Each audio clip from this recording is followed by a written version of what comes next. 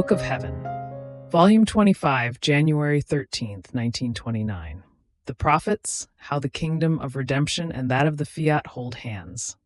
Necessity that what regards the kingdom of the divine will be known. I was continuing my round in the acts of the divine Fiat, and as I reached the point in which I would accompany the prophets when the divine volition manifested itself to them, the how and the when of the coming of the future Redeemer, and the prophets longed for him with tears, prayers, and penances, making everything they did my own, because all this was the fruits of the eternal divine Fiat. I offered it in order to impetrate its kingdom upon earth. But while I was doing this, my sweet Jesus, moving in my interior, told me, "My daughter, when a good is universal, and must and can bring good to all, it is necessary that entire peoples, and if not everyone, a great part, know the good which they must receive, and with prayers, sighs, desires, and works, they impetrate a good so great in such a way that first the good they want is conceived in their minds, sighs, desires, works, and even in their hearts, and then is the good which they longed for given to them in reality. When a good that must be received is universal, it takes the strength of a people to impetrate it. On the other hand, when it is individual or local, one can be enough to obtain the intent. Therefore, before coming upon earth and being conceived in the womb of the sovereign Queen of Heaven, I can say that I was conceived in the minds of the prophets, and I confirmed and gave value to this sort of conception in them through my manifestations of the when and the how I was to come upon earth in order to redeem mankind.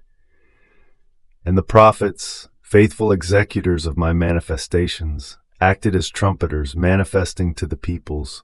with their words, that which I had manifested about my coming upon earth. And conceiving me in their words, they made the news that the word wanted to come upon earth fly from mouth to mouth. And by this, not only was I conceived in the word of the prophets, but I remained conceived also in the word of the people, in such a way that all talked about it, and prayed, and longed for the future Redeemer. And when the news of my coming upon earth was diffused among the peoples, and almost an entire people, with the prophets at the head of it, prayed and longed for, with tears and penances, only then, being as though conceived in their wills, I let the Queen come to life, in whom I was to conceive in reality, so as to make my entrance into a people which had been longing for me and desiring me for 40 centuries. What a crime would the prophets not have committed, had they concealed, hidden within themselves, my manifestations about my coming. They would have prevented my conception in the minds, in the prayers, words, and works of the people, a necessary condition for God's being able to concede a universal good, which was my coming upon earth. Now, my daughter, the kingdom of redemption and the kingdom of my divine Fiat hold hands,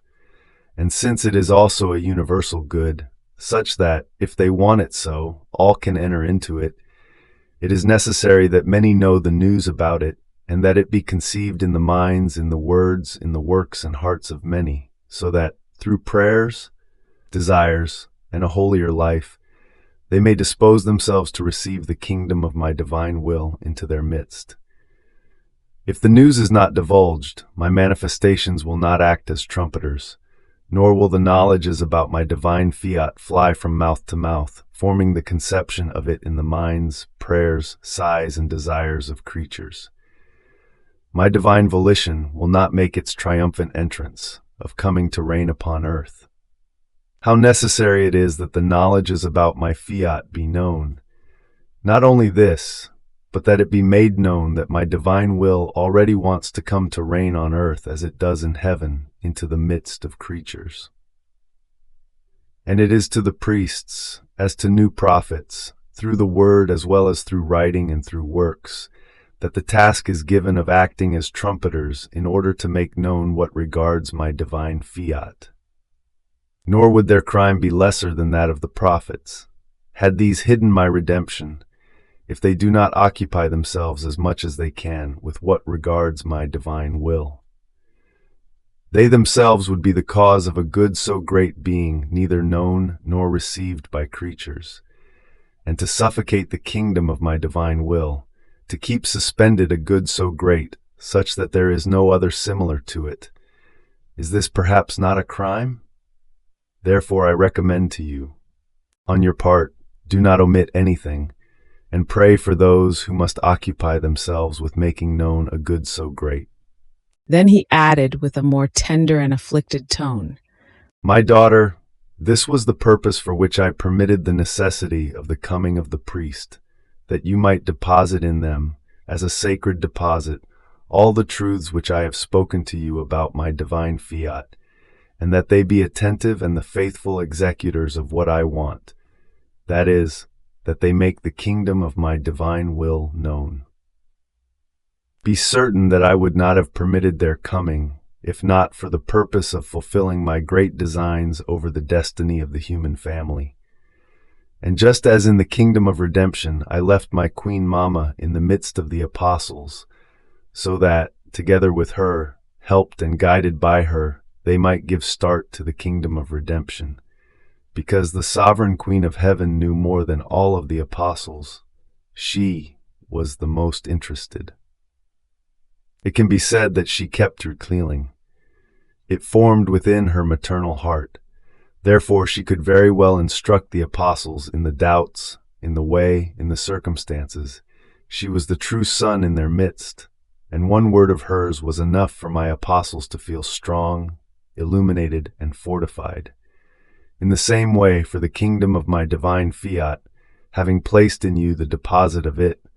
I keep you in the exile still, so that the priests might draw from you, as from a new mother, what can serve as light, as guidance, as help, to give start to making known the kingdom of my divine will. And as I see their little interest, if you knew how much I suffer, therefore pray.